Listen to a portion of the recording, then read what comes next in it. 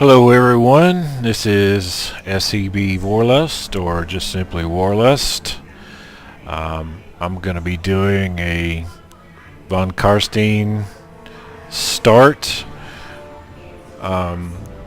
If many of you are familiar with Sobieski's channel, you're going to be familiar with what I'm going to do. I actually reached out to him to see if he wanted to do a Isabella von Carstein start, and I hadn't heard from him in a few weeks. Not sure if he answers his messages or not, but I decided to put this out there since I've done a lot of research on the fastest way to confederate Mannfred, who I think is the only real viable legendary lord for the vampire counts when playing as the von Carsteins. And I've done my own testing, multiple starts, trying to find the best way to confederate and have Mannfred as another legendary lord. So I'm just going to get into this. This will be my first commentary video. I play a lot of strategy games. I have over 1,500 hours invested in Total War Warhammer. I'll probably have just as much or more in the second one coming up. I know everybody's excited for that. I also play a lot of XCOM 2. I was a competitive online player for Age of Empires, the Rise of Rome edition, Age of Kings, Warcraft 2, Company of Heroes. I've been a top competitive player in all those. So strategy games are one of my favorite games and my better games to play.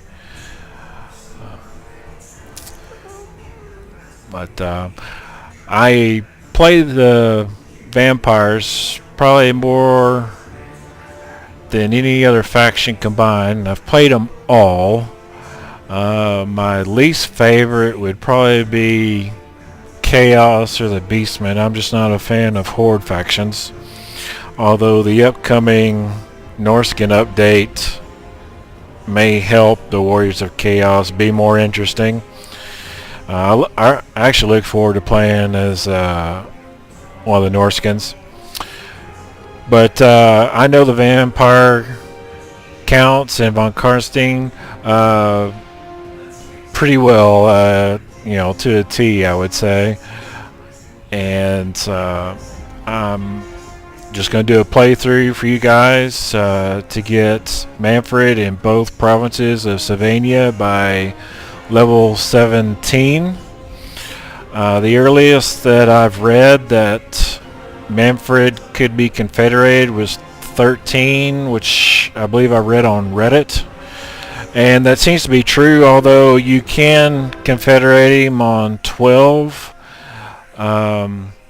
and possibly 11. It's a lot of luck, RNG based, and by 13 he'll pay you money. 12, it's kind of a straight confederacy piece, with maybe you having to give a little money, a few hundred, or it's a straight deal.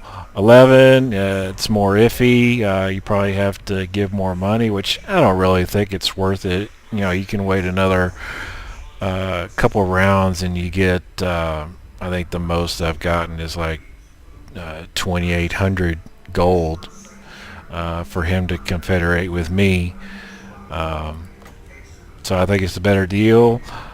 I chose The world will drown in blood. Isabella Of darkness. because she has, even though Vlad starts off with Blood Knights, she starts off with pretty good units in Vargeist, and the weapon damage for the vampires and her capacity She can pretty much have an army of just vampires and Vargeist and Terrorgeist and be a air force to be reckoned with. She's great in support of Vlad, but doing her quest and even having her separate from Vlad, she can pretty much take on anything, even Chaos Horde. So I really like starting with her ever since she's come out, and I've yet to see a decent starter guide with her, especially one where you can confederate Manny pretty soon. Legendary, I play all my games on Legendary. Maybe started off when the game came out. I started on hard because I'm a Total War fan. I've played just about all the Total War games. Hail to you. I'm just going to skip this.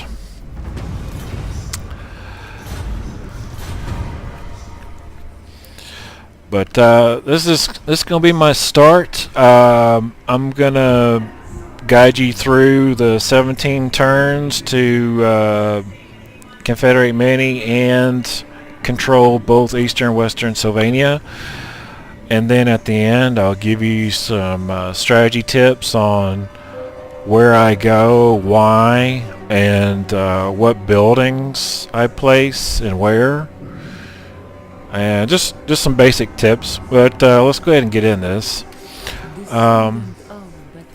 I first grab all the raised dead in this region, and I'll raise dead in Mannfred's region. Doing so will give me a full stack once I add the 2 vampires, but it also takes away from what Mannfred can raise. If I didn't raise those undead, he would have raised them instead, so it greatly benefits me. Now what I'm doing is I'm going straight for Mannfred and Castle Drakenhof. And you don't have to play out the battles. They're pretty easy to confederate him without actually fighting. But I'm going to show you how to do all this. It's RNG based. It's luck based. But if he doesn't show up where I want him to after this turn, I will load an example of where I did save, where he's supposed to go. Now to start off with, in Schwarzhofen, I'm gonna go with strict money. I go with this one first, just because of the public order, but I also get the gibbet, which will replace the abyssal wood.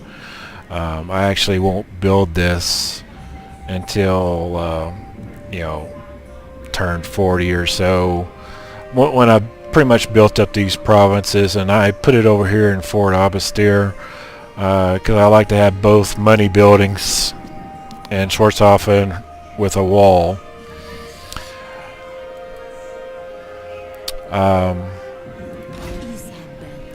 My goal is, if you can see, this forest right here provides an ambush success chance of 70%.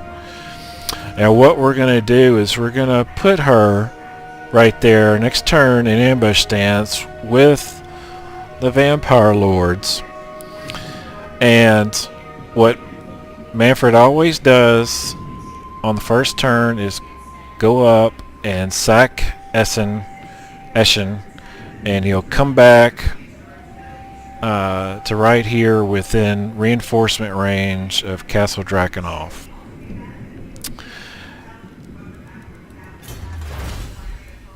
As far as technologies, I always start off with the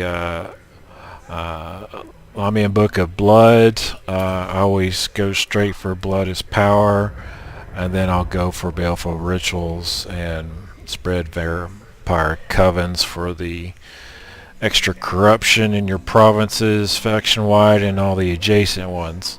For from there, I usually go over here to the Book of Archon and buff up my skeletons and grave guard. Believe it or not, skeletal spearmen are actually going to be better than the warriors because of their defense. Once you buff up the lord's skills to add melee attack, the spearmen are better than the warriors. That's why they cost more. I also delve into the Liber Necromonica just to reduce the upkeep of my cryptors that I eventually get and improve their weapon strength and speed. I also go for the campaign movement range and the raised dead cost reduction for all characters. I don't really mess with Cairn race or Hex race that much. Once you start fighting the dwarves, that magic attack is going to be reduced by them since they have the innate magic resistance of about 25%. I do go into the monster tree to buff up my Vargeists and Vargulfs and the Terrorgeist, but that's later down the road.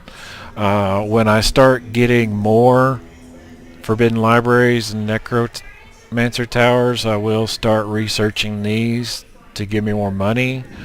These are great for boosting your economy. Also, Puppet Master is great if you play the campaign game with your assassins.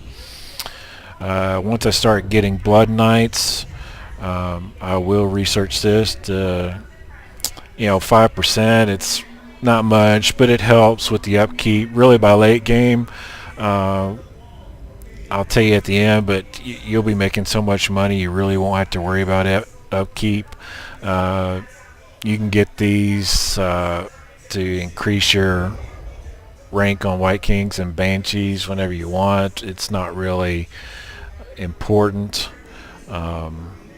This you're gonna get anyway for vampires and necromancers, which really help because you're gonna be able to recruit necromancers at around level 10 or 11 and vampires around 12.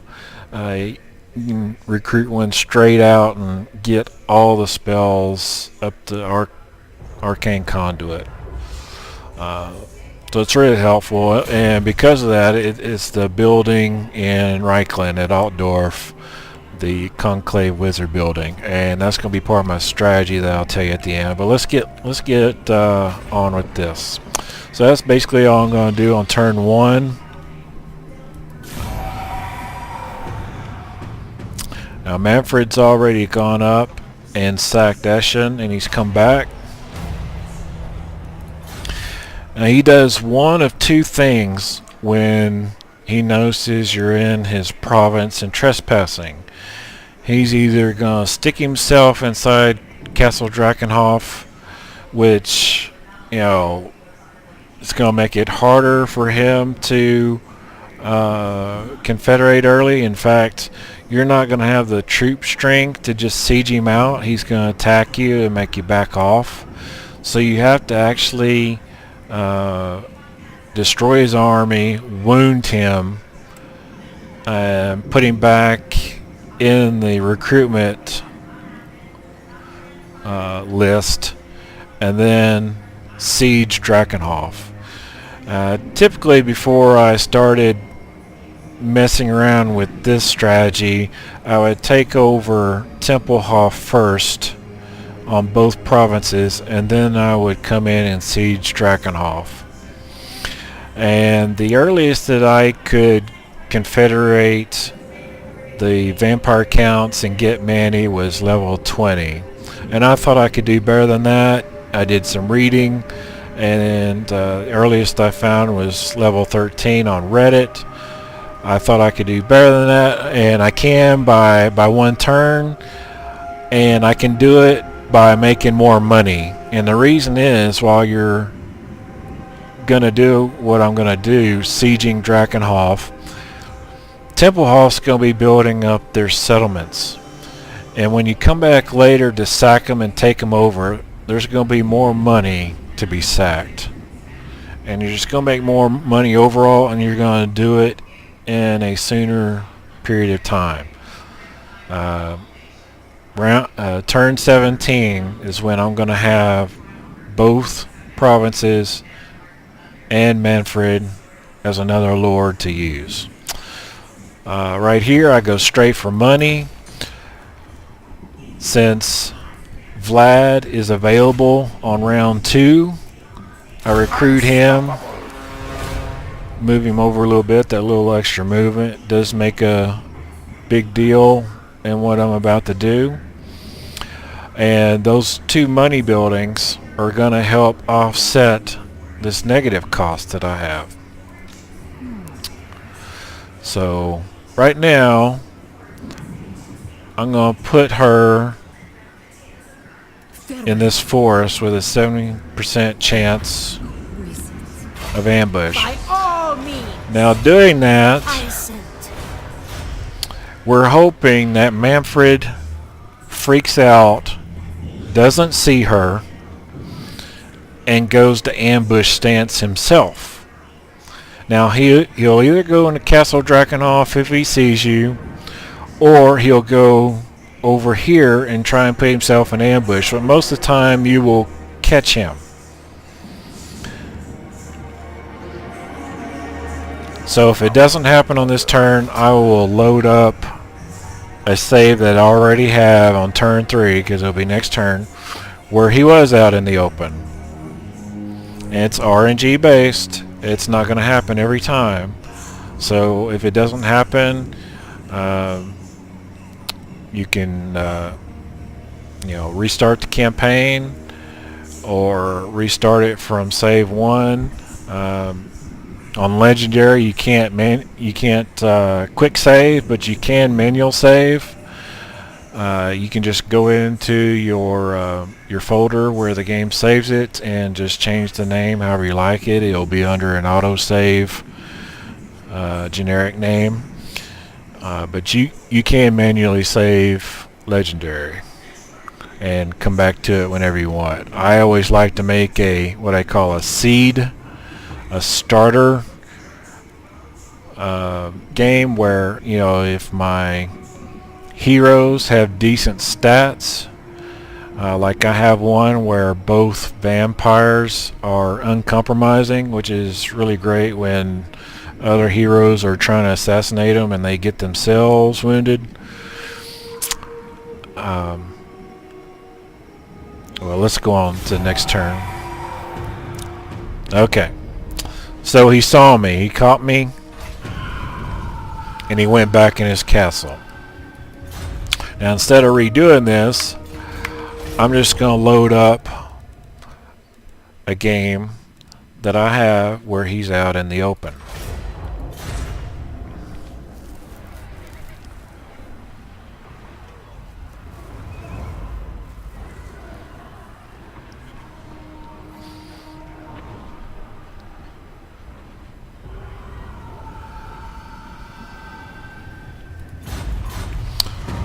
If you see here's a spot that he goes to if he doesn't go to his house, go back into the castle. And from here, we can kill him and siege Castle Drakenhof.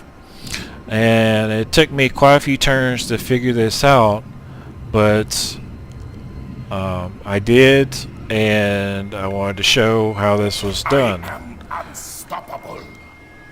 You basically want to bring Vlad right up here, not all the way, leave a little bit of movement room, because we're going to be attacking Mannfred over towards this way. We don't want him to be in range of his garrison at Castle Drakenhof, but what we want to do is push him over this way with Isabella reinforcing. He will automatically run off because he can't handle both armies, and then we'll be in a position where we can finish him off and siege Castle Drakenhof. darkness. Bow. We'll move Isabella within reinforcement range, which you can tell by the red. I go. Lord of the dead. I'll declare war on Mannfred and he'll move away. The world will be mine. Exactly the way we wanted to go. Unstoppable. Put They Vlad in will march know stance. on death. Here's a little bit of a tricky part, but you have to look at the reinforcement range of both Castle Drakenhof and Mannfred, and you see it's right there in that corner, and that's where you want to move him. I shall go. Descendant And with Isabella, you attack. Vlad reinforces. shall perish. You can play this out, but honestly, it's a pretty easy, quick resolve. Macau. Countess of Sylvania. And with Vlad in reinforcement range of also the castle, you can use Isabella to siege, queue up a battering ram, No mercy. and it's going to be like this for the next 10 turns. This is the only way that he'll confederate you is after he's gone through attrition in his garrison.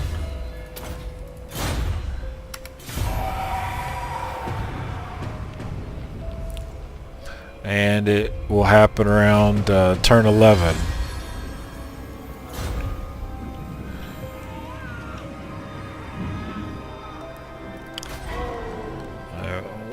One more round to go before I start getting a positive income.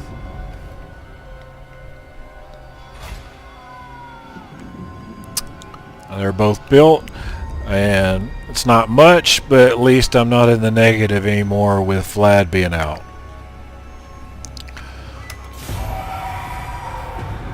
So I'll just continue to siege Castle Drakenhof.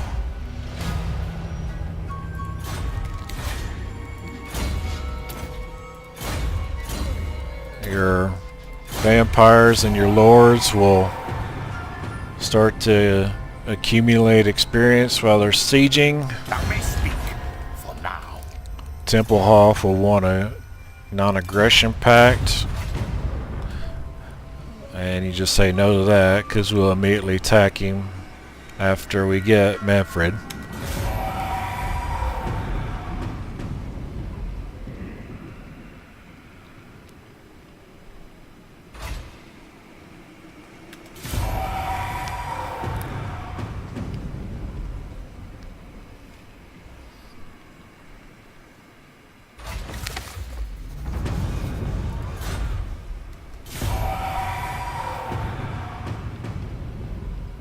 I know this seems probably boring, but this is pretty efficient, guys, and it's the earliest I've been able to get Mannfred and have both Sylvanias under my control.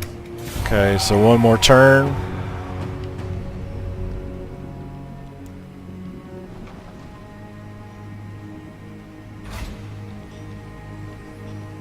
I'll say right now, his garrison is suffering attrition.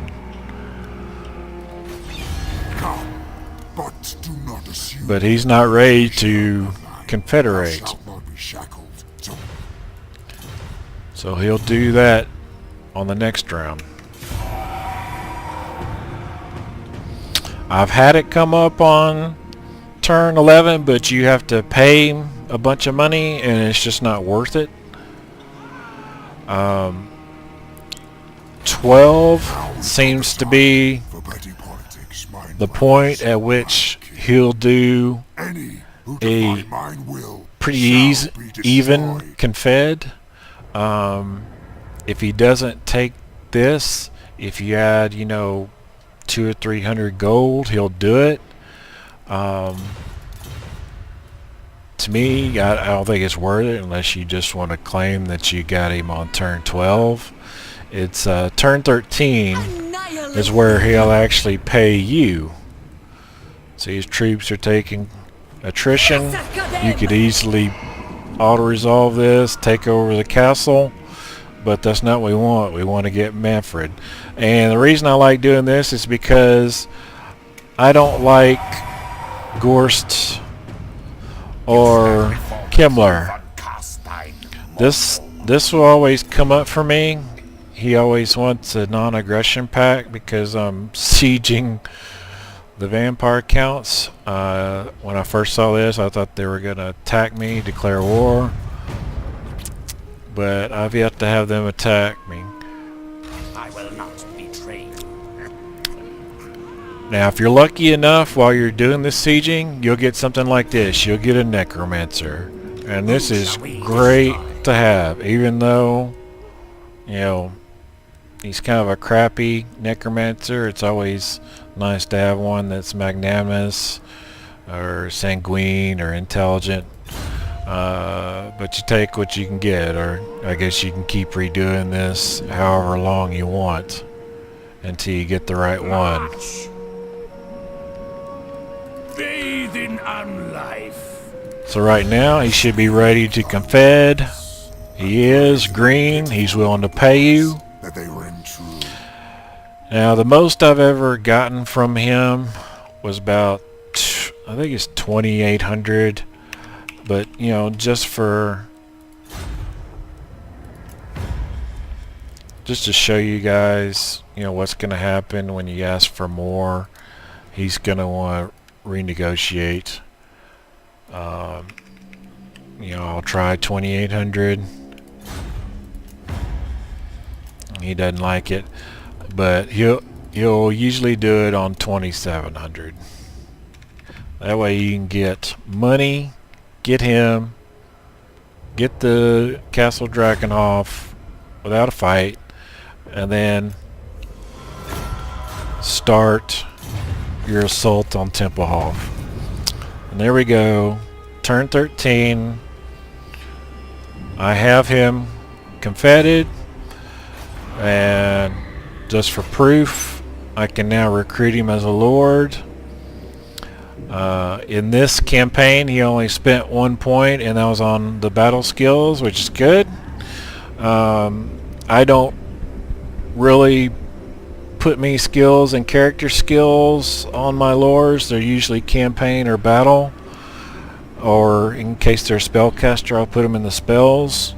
But this is an ideal situation. If you were to wait till 20 when he's level 8, 9, and he's got those points all over the place, sometimes, you know, a lot of times it's in his character skills where you really don't want it.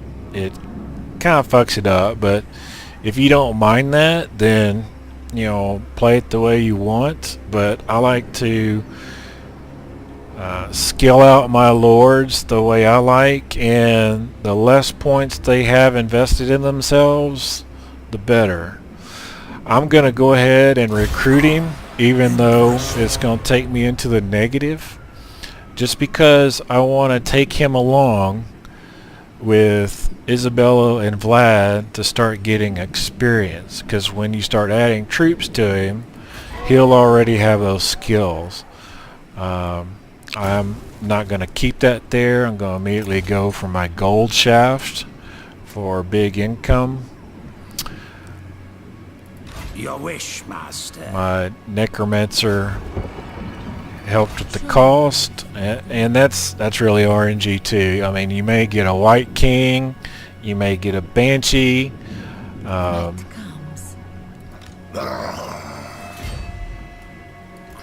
what's most important for us is that I'm showing you guys how to get Mannfred early and conquer Tempelhof to get both Sylvanias by turn 17. So everything's done. Win the turn. Right now we're setting up to assault Castle Tempelhof, take it, and in the same turn we're going to take Fort Aubestier. Now, since we want to take Castle Tempelhof in the same turn, and not use a battering ram. We're going to use Vlad since he has the siege attacker ability. No mercy. He can take it without using a battering ram in the same turn. We're going to bring in Mannfred to support so he can start getting some experience. I also bring in Isabella, but I put her over here because immediately after I take Castle Tempelhof, I'm going to use her to take Fort Aubestier. I want their souls. Easy auto. Sack. Isabella von The true von Carstein. Thus was my plan. Put him over here I knew in the reinforcement range. It's going to vary game to game, but Tempelhof may have a stack over here.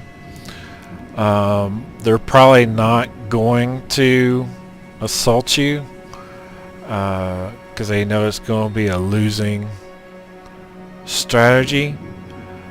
Because if they attack him, he can always just back away. With her, take Fort Aubestier. Sack it. This is going to be more money than if you had sacked it on turn. I think it's the first turn, or no, I'm sorry, the second turn. My normal approach before I found this, I would raise dead in Schwarzhofen. I'd come around here, raise dead in the Moot area, and then I'd march Rusher to here and then attack Fort Aubestier in the second turn. And then on third turn, Vlad would come up this way to reinforce the attack on Castle Tempelhof. Let us. The world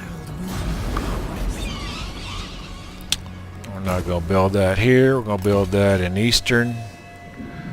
I'm just going to head and put up money buildings. You want growth too. I like to mix both, but money's kind of a priority right now. Do you need foul remake Van Hell's spell? Again, money over here. Money's priority until you can get your settlements up to 3 with walls. Because if anybody does declare war on you, and Waldenhof and Fort Aubestier are very vulnerable. You want to try and get walls up in those settlements as soon as possible. This is all you can do for this round. So we'll just assign our skill points. With my vampire lords, I usually get the movement range, the battle skill. I'll get the hunger. That really helps when they're in melee. For Isabella, once I get those 3, I'll go straight down her lore of vampires, which in my opinion is the best spell lore in the game, especially Wind of Death. And then I will concentrate on her upgrading her Vargeist armor, putting a point Dread Knight, and I'll put 3 points here to upgrade both my Vargeist and Terrorgeist because I'll use both. This one just upgrades Terrorgeist, but 12 and 12, 24 extra attack on Terrorgeist. It's pretty nice. Not to mention, you know, the leadership, since they have low leadership. Charge bonus is also nice. coupled with the 30 extra armor that they get, and they're absolute beasts. I On my other lords, on Vlad and Mannfred, I will research to lightning strike, but for her, since it's all the way at the end of the line, I don't. Usually I just go for her battle skills, her spells. I'll get her Hellsteed along with the other vampires in her army. I'll get the Lore Master to reduce all the cooldown of all her spells. And then I may, if I have enough points, I'll put some maybe in ambush or casualty replenishment. Basically her army, the way that I make her up at the mid to late game is I put about 5 or 6 vampires in her army along with herself. They all have Hellsteeds, and the rest are Vargeist with maybe 1 or 2 Terrorgeist, and that's enough to pretty much to destroy any army, even a Chaos Doomstack. And it makes her quest really easy as well. And if you haven't gotten it yet, the achievement Death from Above, this is how you would get it.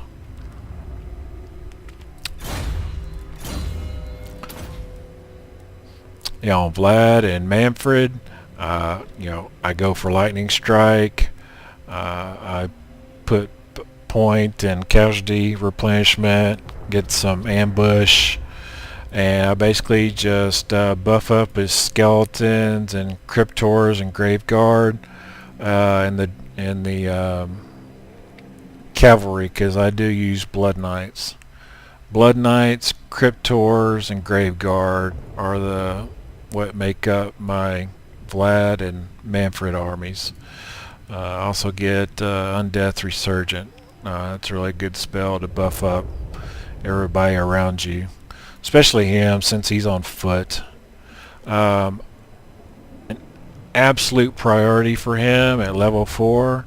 The third point is I give him the Coven of Undeath that boosts all the local armies and all forces nationwide. So it's best to get this as early as you can. I also get him Hunger, and in the spell line I will get the Curse of Undeath, because when you're casting, and you're going to be casting Invocation out in the heck to heal your troops, when you're casting, this is a constant effect. It will heal everybody map wide during the battle. Very, very helpful. And I'll get Raised Deck, because it's always helpful to spawn a group of zombies right behind the enemy's front line. Same thing for Mannfred. Mannfred used to be, OP when this game came out. Spirit Leech in combination with the Fate of Buna. I mean, it was so overpowered. He was overpowered. He's got so many skills to choose from, and unless you have a mod that, like a level 60 Lord mod, you're really going to be stretched as far as skill points. I always get him Lightning Strike, buff up the same skills as Vlad, the Skeletons, Cryptors, and Cavalry. I get him a Zombie Dragon. I go up to Life Leech for the improved power recharge rate in reserves, and I also get the Curse of Undeath and Hunger for him. And I can't remember if I have enough points after that, but maybe a point in Raised Dead as well. Another path you could take instead of getting these is, once you get a Zombie Dragon, throw 3 points into Devastating Charge, and you'll have like 100 charge bonus, which makes him a beast when attacking from the air. So anyway, let's continue. Everything, all I can do for this turn As you can see, we're on turn 14.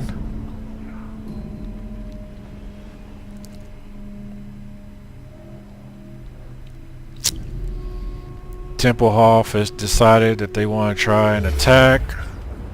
This is actual unusual.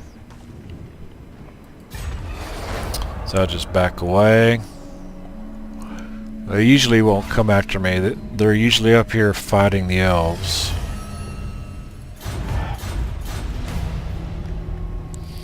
But this won't be a problem. Just bring these guys up here. I'd usually be over there attacking Eschen this turn. I know my path. But we'll just go ahead and take care of this army while we're at The it. world will drown in blood. Countess of Sylvania. Swiftly. I grow impatient.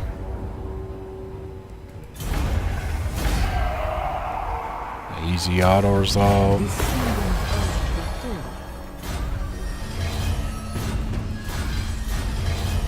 The best thing is I can still take Eschen.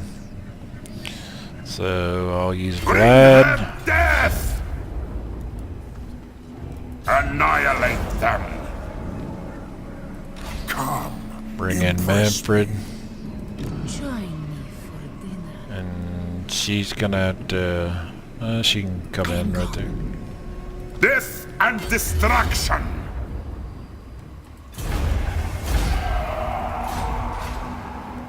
Sack it.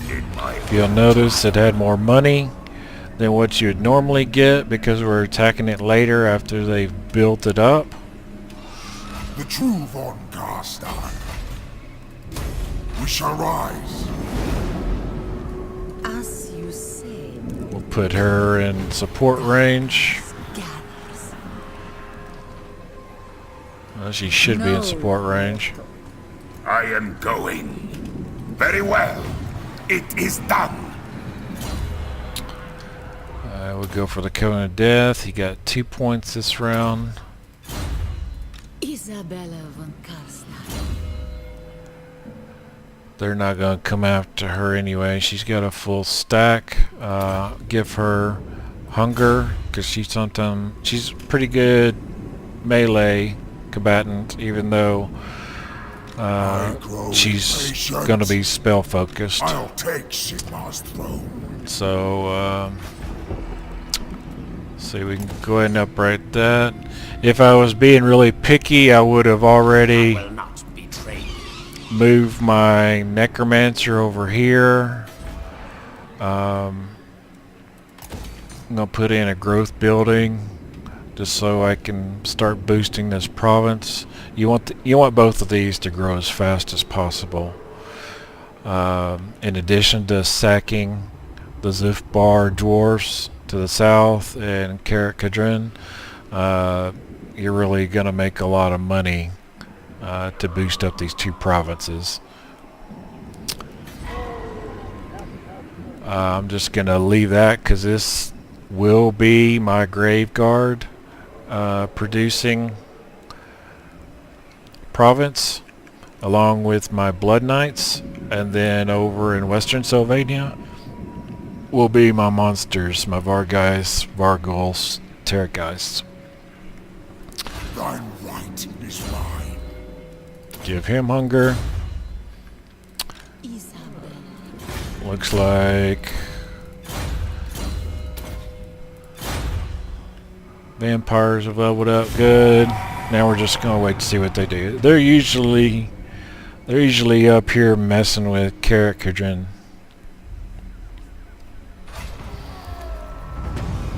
But it's gonna be easy nonetheless.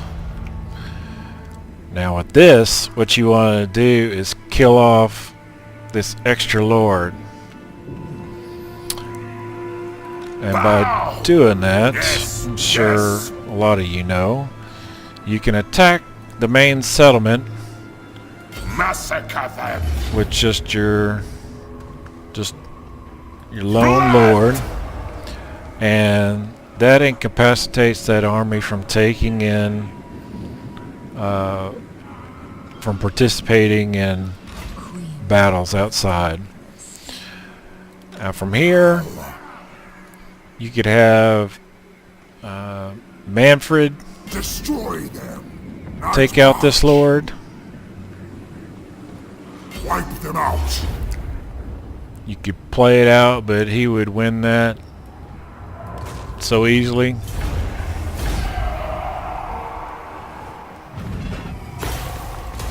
To the shadows. Give him some leadership. Come. Impress me. Put him back in. I will. Reinforcement range. Speak. Bring in Isabella. Imprudent. And this is going to be the end All shall perish. of Tempelhof.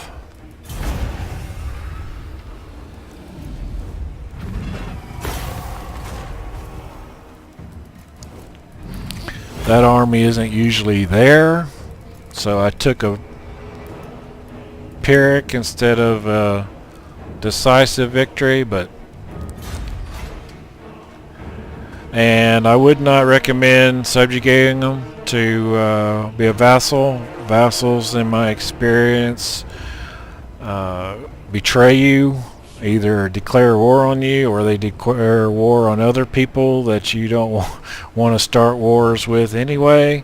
They can capture a lot of settlements for you, but you know, in the end, they just really don't work out. It's just best to just sack it, take it, and be done with the faction.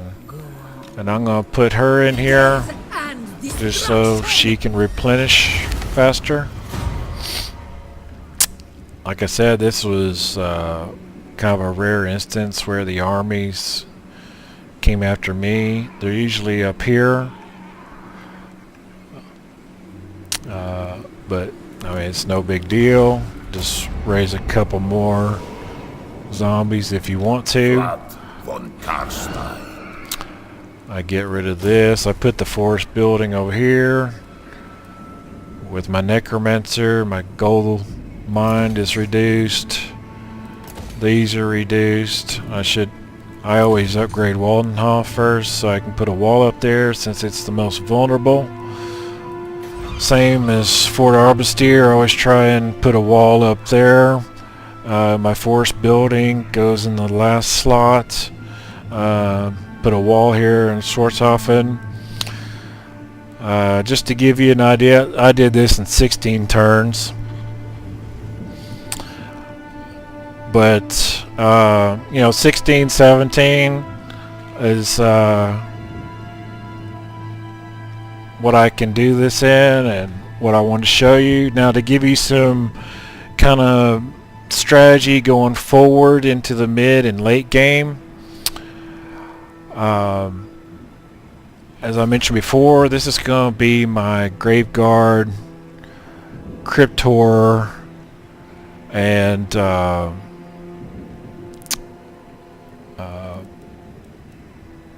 Blood Knight recruiting center. And over here is going to be for my forest building creatures, and that's going to be my Vargeist, Vargulf, and Terrorgeist. The reason I do that is because I used to put all my recruitment in the Western Province, and Eastern Sylvania was my economic. For, you know, here recently I've decided to kind of split it up a little bit because using Blood Knights, they require the reliquary, which is you know, part of the armory. It's the second upgrade, and you're going to be using that for your Graveguard anyway. Now, if you use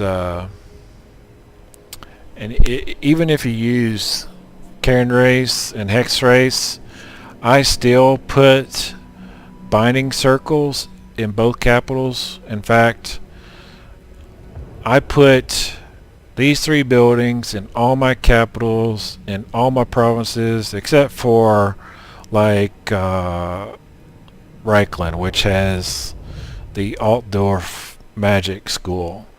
It's going to be in place of the necromancy, but it gives you a big boost to your necromancer recruitment and what level they start out as. But you're gonna put the vampire crypts in there as well, because it also makes money and gives you public order.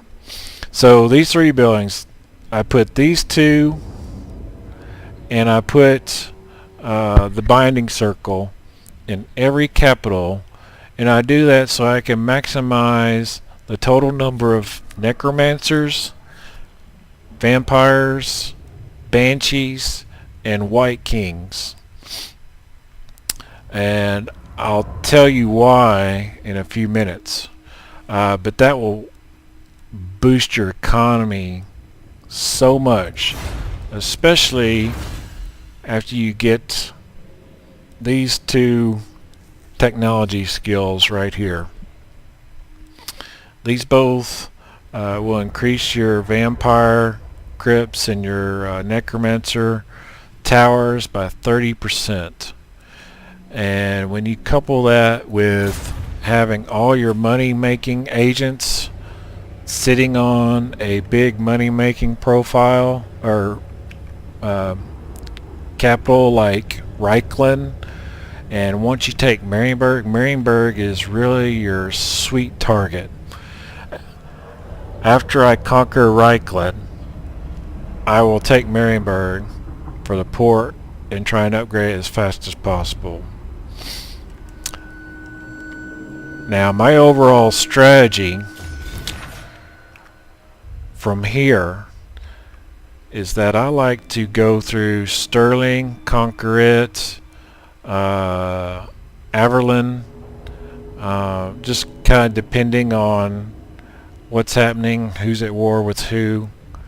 But I'll make a beeline for Reichland, so I can get Altdorf and start building it up to get the Wizard College, just because it provides such a boost to your necromancer and vampires.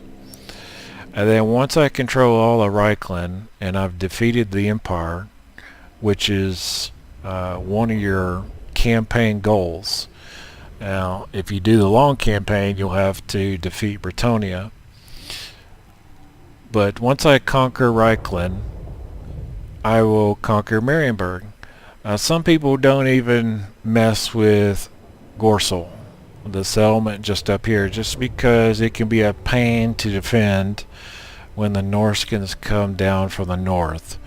I don't really have a problem defending it. I'm pretty experienced at this game, and the faction that I can conquer this with just one lore. Usually it's Mannfred, since I have Isabella and Vlad together somewhere, usually up here, beating the crap out of chaos. In case of emergencies, you know, if the dwarves start to attack and they're coming through this pass, or they're coming down through here after I've destroyed Zufbar and they're trying to resettle these settlements, I can make a fourth lord and summon or recruit a bunch of units to take care of that. But I'll usually have Mannfred with his lightning strike taking care of the scalings and Varg that come this way. Once I've conquered Reichland, gotten rid of the Empire, I have Marienburg. If I haven't taken over Averlin, I will, and I'll finish up Wisselin, and that will be pretty much my main province. Before chaos starts to come over the first wave, since the quests for Isabella and Vlad actually involve Essen and Beethoven, I will go ahead and take this province anyway of Ostermark and build up the capital, put at least a level 2 wall in there to reinforce, because chaos will come straight for you, and they'll either come straight for the capital or they'll come across the river here.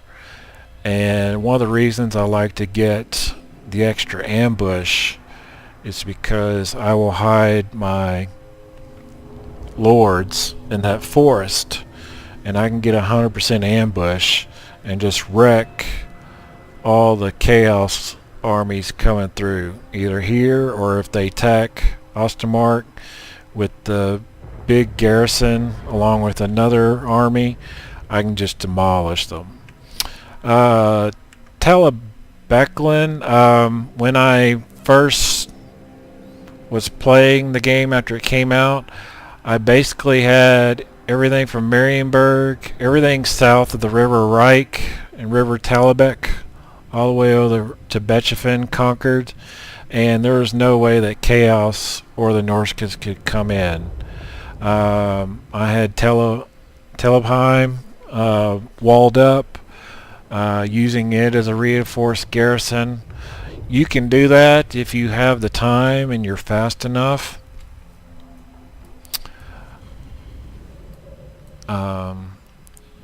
It's really helpful. I mean, that river provides a really nice defensive boundary, along with this one here. If they know you're here, they'll try and come up here and cross the river, and it's just too many turns for them. It's a really big hassle. But that's basically the way I go. Some people will come down and conquer the border princes, and it's not without merit. It has a lot of money with the ports, and they can conquer Talia and Astalia and then make their way up through Bretonia. Now once I beat the long campaign, I'm pretty much done with it, and I can beat Bretonia after I deal with chaos just by coming over here from Reichland. I don't really like to go down here anymore. I've tried it a few times, and used to when the orcs were really powerful and they'd beat up on the dwarves, I'd have to deal with the orcs. Even though you made a pact with them, they're unreliable and they'll attack you out of nowhere. And with this thin stretch of lands, you're trying to defend against a lot of territory, especially when you got the dwarves in these hills, the Black Mountains and the vaults. And if Crooked Moon survives, or if another orc faction takes over, they're over here. But really not much to worry about once you wall up Whistling. So coming down here can be profitable, but it's also risky, in my opinion. I just like to go straight for the long end objectives of the Empire and Bretonia. That way, once you conquer chaos, the Empire is already done. Bretonia will probably be at war with the Wood Elves and have a lot of their settlements sacked and reseeded. So I just find it more strategic and easier just to go this way. Plus, you're going to have plenty of money. Once you upgrade the port in Reichland and you have the